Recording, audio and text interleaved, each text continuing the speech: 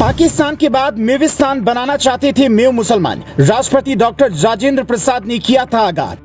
सरदार पटेल ने भी कहा था इन्हें भेज देते हैं पाकिस्तान, पर गांधी की जिद ने इन्हें मेवात में बसा दिया। पढ़िए 1948 की वो चिट्ठी जिसमें राजेंद्र प्रसाद ने गृह मंत्री से की थी अपील, हालात बिगड़ने वाले हैं, अलर्ट रहिए।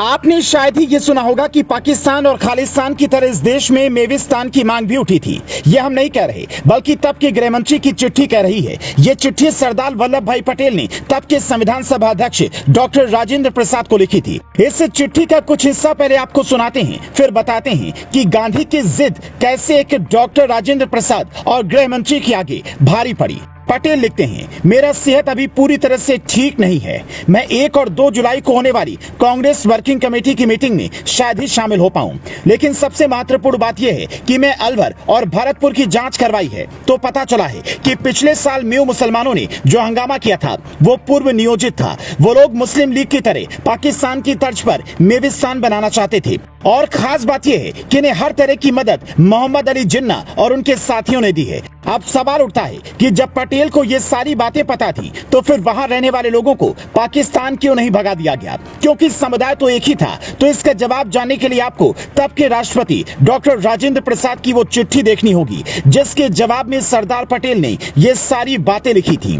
डॉक्टर राजेंद्र प्रसाद ने लिखा, आज सुबह मुझसे विनोबा भावे जी मिले। उन्होंने कहा कि परसों उस जगह पर जाऊंगा जहां मेव समुदाय के लोग रह रहे हैं। उस समुदाय के कई लोग मुझसे मिलने भी आए थे, जिनका कहना है कि अलवर और भरतपुर के मेव समुदाय का बोझ भी हमारे माथे पर डाल दिया गया है, पर हम उन्हें राशन पानी कहां से दें? हमारा खुद मुश्किल से गुजारा हो रहा है। हम सरकार को याद दिलाना चाहते हैं कि गांधी जी ने भी हमारे समुदाय के लोगों से बात की थी और हमारे पास आकर खुद कहा था कि आप लोग पाकिस्तान मत जाइए, आपको घर और जमीन लौटा दी जाएंगी। गांधी जी के उस वादे का सम्मान होना चाहिए। कहा जाता है कि गांधी जी के उसी वादे के चक्कर में हरियाणा का मेवात और देश के कुछ इलाकों में ये लोग बस गए। क्योंकि ये कौम शुरू से लड़ाकू है, इसने बाबर समेत कईयों से लड़ाई लड़ी है, इसलिए बीच बीच में छोटी मोटी घटनाएं सामने आती रहती हैं। और आज जो पीढ़ी वहां पर रह रही है उनके बारे में कहा जा रहा है कि उन्हें रोहिंग्याओं और बांग्लादेशियों का समर्थन देकर भड़काने का काम किया जा रहा है, जिसके 3 सबसे बड़े कारण हैं। नूह, जिसे मेवात भी कहा जाता है, वो हाईटेक सिटी गुरुग्राम से करीब 30 किलोमीटर की दूरी पर है,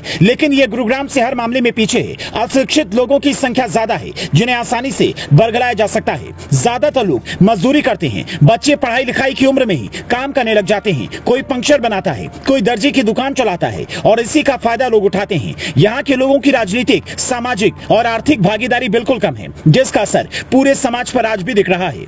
ऐसा नहीं है कि इस क्षेत्र के लिए कुछ काम नहीं हुआ है। सच्चर कमेटी की रिपोर्ट के बाद पिछड़े जिलों के विकास के लिए करोड़ों रुपए खर्च हुए, पर नूह जहां पर था वहीं रह गया। जो इतिहास हमने आपको सुनाया उसे वर्तमान से जोड़ेंगे तो समझ में आएगा कि आज जो नूह में हुआ वो एक सामान्य घटना नहीं है। पहले भी इन्हें लेकर राष्ट्रपति और गृह मंत्री चिंतित थे। आज भी राष्ट्रपति, प्रधानमंत्री, गृह मंत्री और मुख्यमंत्री सब चिंतित होंगे। ऐसे में आपके हिसाब से इसका स्थायी समाधान क्या होना चाहिए? कमेंट करके हमें जरूर बताएं, क्योंकि मसला देश की सुरक्षा और अखंडता का है। Bureau report, global Bharat TV.